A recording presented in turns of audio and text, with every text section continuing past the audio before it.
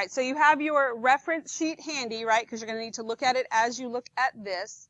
This is simplifying trig identities. Are we solving anything? No, we are simplifying. And this is going on page 111 when we're done. Okay, so to simplify a trigonometric expression, okay, so let's stop right there. Yesterday, told you that the identities are equations, and what do you have to be an equation? An equal sign. And if you are an expression, what do you not have? An equal sign. That's why you can't solve it, because it's not an equation, right? Okay, so when you want to simplify, it means you rewrite it as a numerical expression or in terms of a single trigonometric function,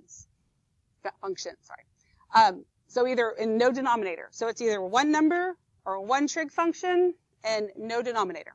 Okay, so we're just kind of rearranging. It's like simplifying a fraction, simplifying a square root, same kind of thing. So some strategies. Now, with these strategies, you know, you have to make decisions when you start, and you got to do something. Just staring at it doesn't do you any good. You could rewrite it using the reciprocal or quotient identities. You could look for Pythagorean identities or possible ways to create one. You could combine fractions, or you could break fractions up, or you could use factoring, okay? And so these are all things that pretty much like everything you've ever learned, you just got to say, I wonder what I could do to this one. And if you think on any of this stuff that we are doing that like, oh my gosh, this is so much writing or this is so crazy, I'd like to turn your attention to the board over here. There are 3 calculus problems written that were written by one of my assistants. And I want you to understand why you have to be able to do this stuff. Do you see the trig in there? The arc sine and the cosine of 2x, which is a double angle, by the way. You got fractional exponents. You've got fractions with square roots in them. You've got all kinds of stuff going on over there. So you've got to be fraction experts, rock stars. You got to be fraction rock stars for what we're doing now today. But I'm telling you right now, if this is freaking you out, you might as well not even go to calculus. I mean, that's just it, okay? Just letting you know right now. So let's look at number 1. It says simplify each expression. So secant minus sine theta times tangent theta, right? So I just have to start with something, right? I don't have anything squared, so I don't think I can go down the Pythagorean road. But I do know my reciprocals and my quotients, and I can't factor anything out. So my go-to when I can't, like it's not Pythagorean, I can't factor, then just go ahead and write them as fractions. What's secant? What's the reciprocal of secant? Secant is the reciprocal of cosine. So this is going to be 1 over cosine theta minus, and then sine theta times tangent theta. So this will be sine theta over 1 times tangent is sine theta over cosine theta. Right? See what I did there? Just did the reciprocal and did the quotient there. Okay, so now I have 2 terms that have a common denominator. My common denominator is cosine theta. Right? And then the numerator is going to be 1 minus what?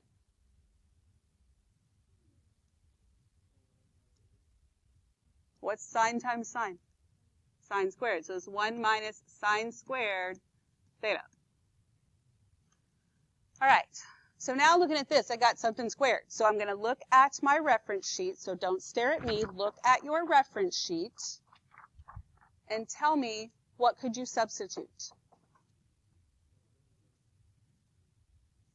Be cosine squared theta, right? Because sine squared plus cosine squared is 1. So 1 minus sine squared. Yeah, well, thank you for not trying to lie to me. So this is going to be cosine squared theta over cosine theta. Can I reduce that? Yeah, what is it going to become? Cosine theta. That knocks out in cosine theta. That's your answer. Boom, you're done.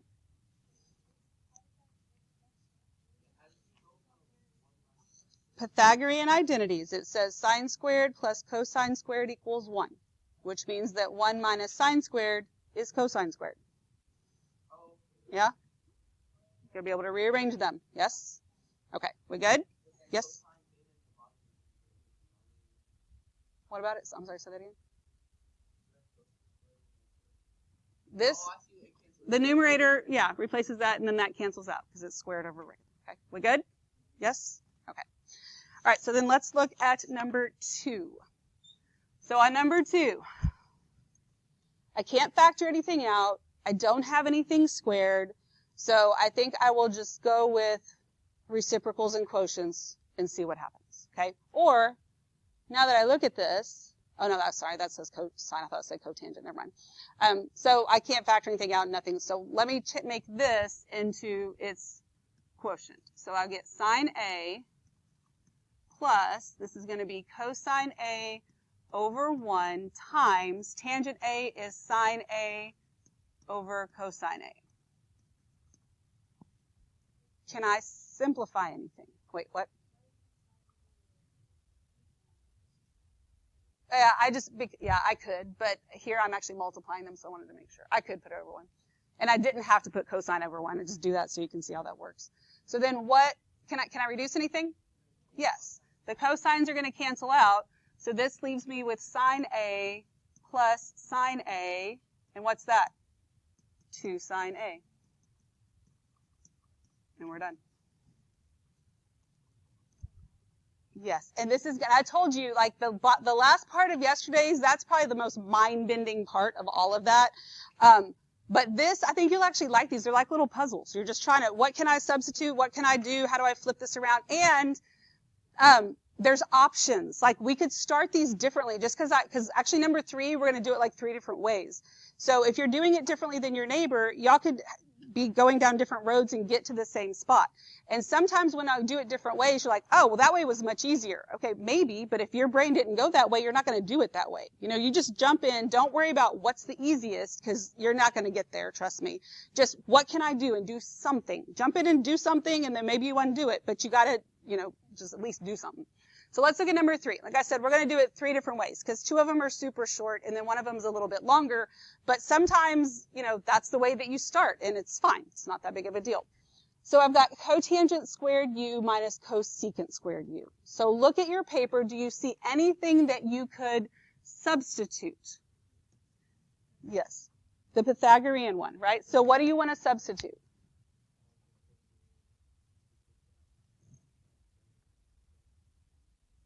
Okay, so we'll do okay, so what am I substituting?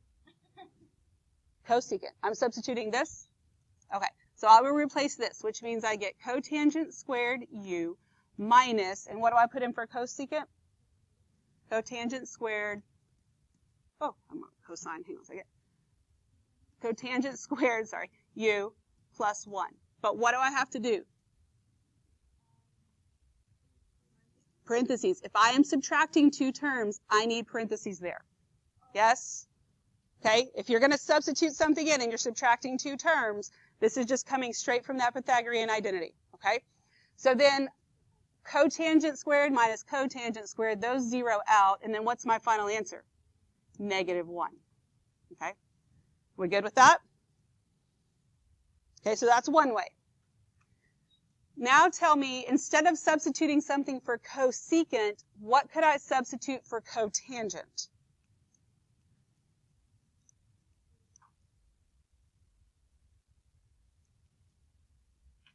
If I just want to replace just the cotangent squared part, what could I substitute?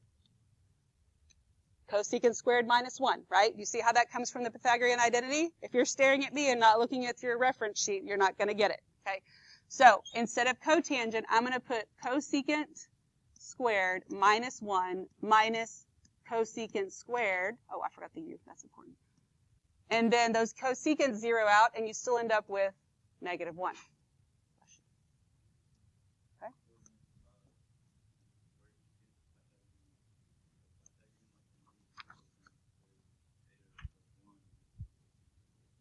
Mm-hmm. Yeah, it's right here.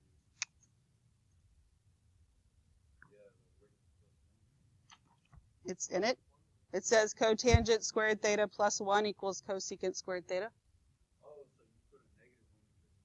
Mm-hmm. Yep. Okay.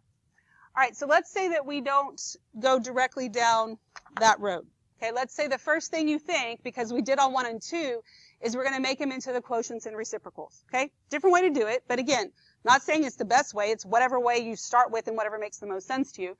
So let's take cotangent, and cotangent becomes cosine squared over sine squared. Minus, and then what's the reciprocal of cosecant? Sine. So this is going to be 1 over sine squared u. All right, so now I have two fractions that have a common denominator, so I can combine them, right? So this is going to give me cosine squared u minus 1 over sine squared u. Now, what could I substitute for cosine squared minus 1?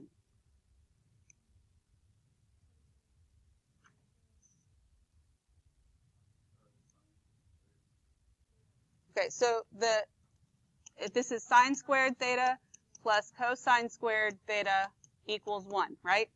I want to substitute for cosine squared minus 1. Negative sign, because I'd have to subtract the 1 over there and subtract the sign on the other side, right? So this would have to be negative sine squared u over sine squared u, which then again gives me negative 1, because I get the same answer no matter what. Okay? So I know the reaction I always get, well, the first one we did was easier. Well, okay, maybe. But again, if the first thing you're thinking is to do this, just go with it. I mean, you're still going to get there. It's not going to be like it's 100 steps longer, and it just might make more sense to you. Okay? What questions do we have? All right, so let's look at number 4. So on number 4, I have this sine x factored out. Now, I could distribute it in, but I don't feel like distributing it in is necessarily going to cancel much out for me. And then when I look at it hanging out there, sine x, what's sine x over cosine x? Tangent x. So if I take this out and say, all right, so this is sine x over cosine x times tangent x plus cotangent. Isn't that the exact same thing as what I have up there? Just written in a different form, right? So now I'm going to make this tangent, so this becomes tangent x, which I could have skipped that first step. I just want to make sure I don't lose you since all this is new, plus cotangent x. So now I feel like if I distribute, something's actually going to happen, right? So what's tangent times tangent? It's tangent squared x. What is tangent times cotangent? 1, because they are reciprocals. 3 times 1/3 is 1. Anything times its reciprocal is 1. So it's tangent squared x plus 1. So what can I substitute for tangent squared x plus 1? Secant squared x. And that is your answer. Okay? Everybody okay so far?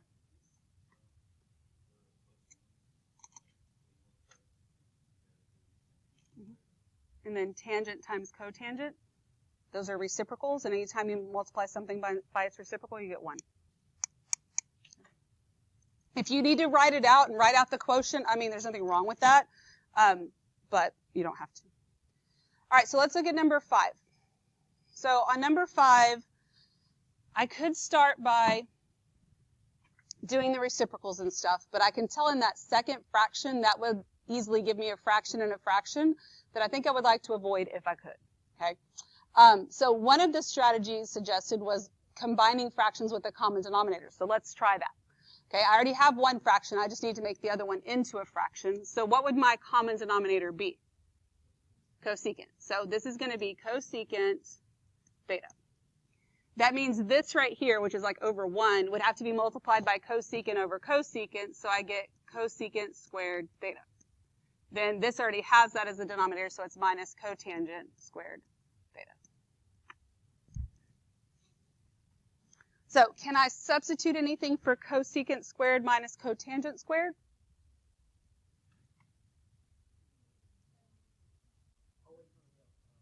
One. Look at the Pythagorean identities. Cotangent squared plus 1 equals cosecant squared. So cosecant squared minus cotangent squared is 1.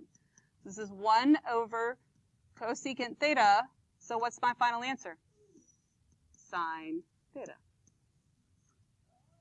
Oh. See? It's like a puzzle. Yeah. All right. So let's look at number 6. So again, I could start with my reciprocals and stuff, and there's nothing wrong with that. But one of the other strategies besides combining fractions was splitting fractions, okay? And I want you to look over here at these problems that are on the board. I don't expect you to understand the integrals and the math behind all that stuff. But if you look at the first one on the left, right after the pmhsmavs.com, you see how it starts with the x plus 2 over the square root of 4 minus x squared? And then she changed it to x over square root of 4x, or 4 minus x squared plus 2 over that. See how she split that fraction? That was something she had to just know to do to work through it. And so that's what we're going to do here. We can just split the fraction into 2, just like we took these 2 and put them into 1. So when I do that here, this is going to give me cosecant beta over cosecant beta minus sine beta over cosecant beta. Right? Is that legal? Totally legal. What's cosecant over cosecant? 1. Okay? So then this, I'm going to rewrite it so I don't lose anybody here. This is sine beta over 1 over sine beta. The reciprocal of cosecant is sine. So in the denominator over there, instead of cosecant, I have 1 over sine. Right? Okay, so now to divide by a fraction, I multiply by the reciprocal, so this becomes 1 minus what? Sine squared beta. And what can I substitute for that? Cosine squared. Yes. Okay? We good? What questions do you have? All right. So let's look at number 7. So I have 2 fractions. Since I have 2 fractions, I think I'll just go ahead and make it into 1 fraction. That's usually a pretty good way to go with that. So I need a common denominator plus u. What would my common denominator be? Sine u, cosine u. So this is going to be equal to, so the denominator is going to be sine u, cosine u. That means this first numerator had to be multiplied by cosine. So I'm going to get secant u times cosine u minus, and then the second one has to be multiplied by sine, so it'll be sine u times sine u. All right, so what is secant times cosine? 1, because they're reciprocals.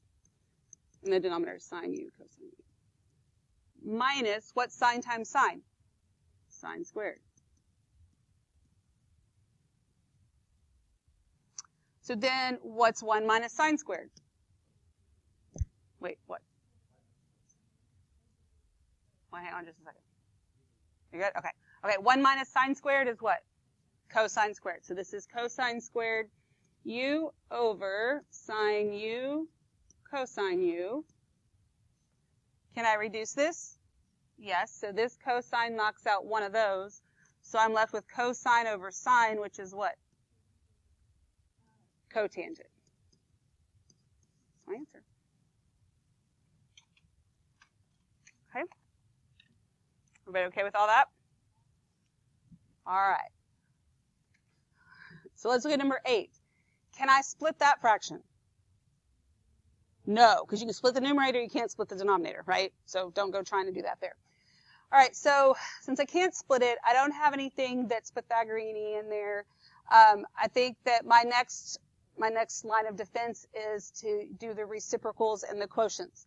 And so I would do that in the numerator and denominator, but to make it not just too much at once, I'm going to leave the numerator alone, and I'm just going to work on the denominator for a minute, okay? So this is equal to, I'm going to leave it as tangent of alpha over, so secant is 1 over cosine minus cosine, right? That's like over 1. Can I cancel those cosines out? No, because that's subtraction. But I can get a common denominator in the denominator, right? So I'm going to leave the numerator as tangent of alpha. The common denominator for the denominator will be cosine alpha, right? So then that's going to give me 1 minus what? Cosine squared. Okay, everybody okay with all that? And then what's 1 minus cosine squared? sine.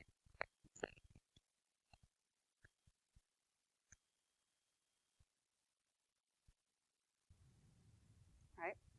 So now I want to take, because that doesn't cancel anything out like it did over here. So now I'm going to take tangent and make it into its quotient. Otherwise, there would have been a lot to like rewrite.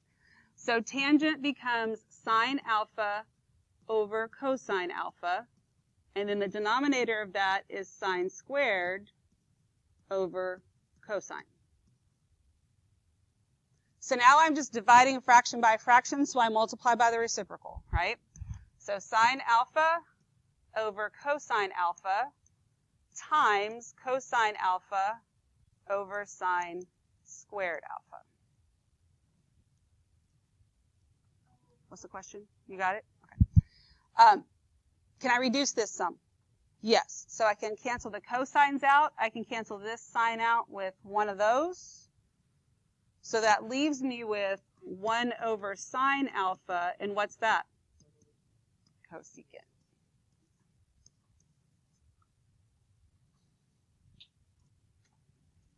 Okay, we good? Any questions? Okay. Uh-huh. No, that is alpha. It's just kind of squished. That's not just an A. It's just kind of fatter. It's just a better alpha, but it is written like that. It's not an A, it's alpha.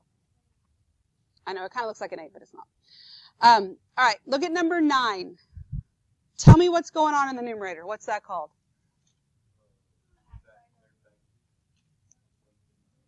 It is a difference of squares. And we got to be able to recognize that no matter what kind of situation we're in. So difference of squares, really easy to multiply together, right? Also really easy to factor if I needed to go the opposite way. So the numerator is going to be cosecant squared x minus 1 over cosecant squared x. So now you got a couple options here. I could split the fraction and go that route. I feel like, though, y'all are less likely to split the fraction and more likely to substitute things. Okay, so we'll go the substitute route just because, but either way is fine. So what could I substitute cosecant squared x minus 1 with? Cotangent squared. So this becomes cotangent squared x over cosecant squared x. So really the only way for me to get out of this is to make it into the quotients, okay? So cotangent is cosine squared over sine squared. And then cosecant is 1 over what? Sine squared. So then I can do my cosine squared x over sine squared times sine squared over 1. Then those cancel out. In the end, your answer is cosine squared x. Okay? Everybody okay with all that? All right. Let's look at number 10. On number 10, can I replace that 1 plus sine theta with anything? No, because it's not squared, right? And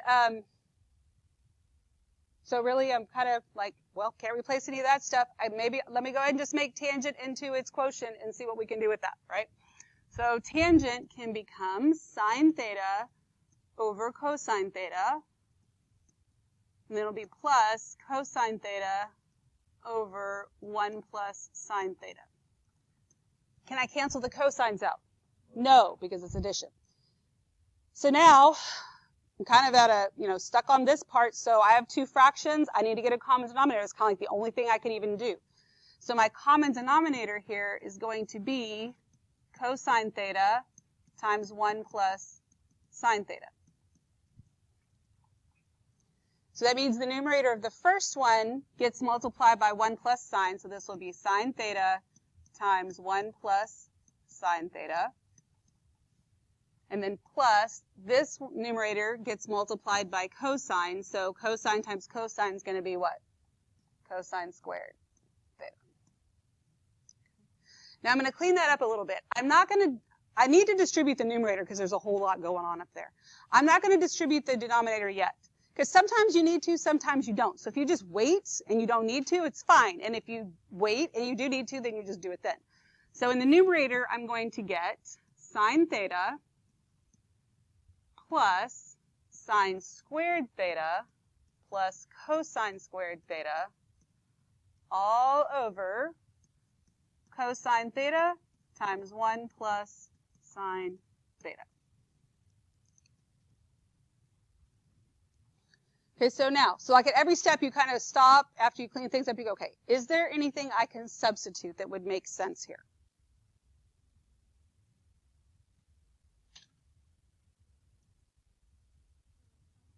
One, right? What's sine squared plus cosine squared? 1. So I can substitute for this part right here. So this becomes sine theta plus 1 over cosine theta times 1 plus sine theta. It's actually working out kind of nicely, right? It's a Pythagorean identity on your chart. So now can you reduce this? Yep. I can knock those out, so I get 1 over cosine theta, and that is secant theta. See, it's like a little puzzle. Yeah, I know. Sometimes they have to get really ugly, but, and then as soon as it gets really ugly, like it just all cancels out and everything's fine. Yeah. Okay, you just got to be able to keep up with your stuff. I would highly suggest you don't try and skip many steps because you're going to, get yourself mixed up with your reasoning sometimes too on that stuff. Okay.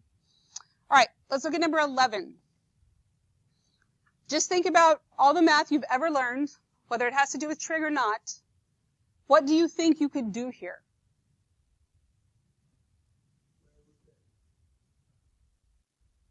Well, I can't take the square root of everything because I got 2 terms. I can factor, I got a GCF, right? This tangent squared is in both terms, so I can factor, I got a GCF. Let me get rid of that thing. So I get tangent squared y times what? 1 minus sine squared y. Right? Okay, so 1 minus sine squared, can I substitute something for that? Cosine, right? So this is tangent squared y. What? I'll say that one more time. Because I factored the tangent out of this one gives me a 1. Factored the tangent out of this one gives me a sine. Okay? We good? What's your question, Jay? Okay. All right, so now I'm going to take this tangent and make it into its quotient. So this is sine squared y over cosine squared y times cosine squared y over 1. So these cancel out, and your answer is sine squared y. Okay? Yep. All right. So let's look at 12. What could I do on 12 to begin? Factor out. I got another GCF, so let's start there. So I'm going to factor that out, and I'm going to get sine cubed x times cosecant squared x minus 1 all over cosine cubed x.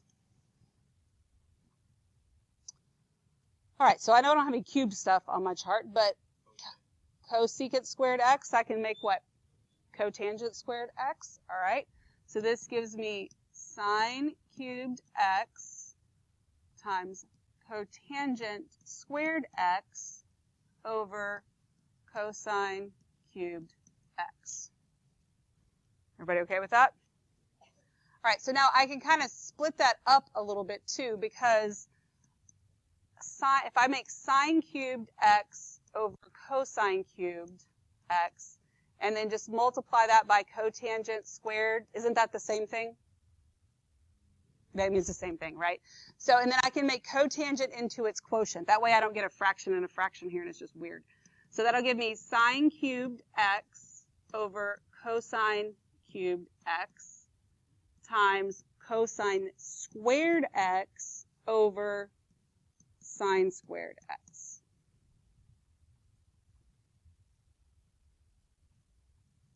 I could have, just as another little side note here, when this was sine over cosine gives me tangent, I could have made this into tangent cubed right here, and then I wouldn't have had to, split it up differently, whatever, it doesn't matter. But now can I reduce this stuff? Yes, these cancel out with 2 of each of those. So I'm left with sine over cosine, which is tangent.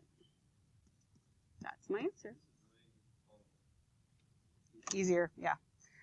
Except that I know what's going to happen on some of these. You're going to be like, well, it was so much easier when you were walking me through it. The problem is, what I see most of y'all do is you're just staring at the paper. Do not bring me a blank paper and say, I don't get it, because first of all, that's not a question. And second of all, if it's blank, you hadn't even tried anything. Change something, substitute something, do something. And almost always when you get started, you will see something else you can do. Okay? Does that make sense? So you can't be afraid. Jump in, do something. Even if you're not sure it'll do anything, you don't know until you do it, and before you know it, you might be done with it. Okay? Are we good? What questions you got? All right. Good deal. Don't forget you also have a Delta Math assignment that's due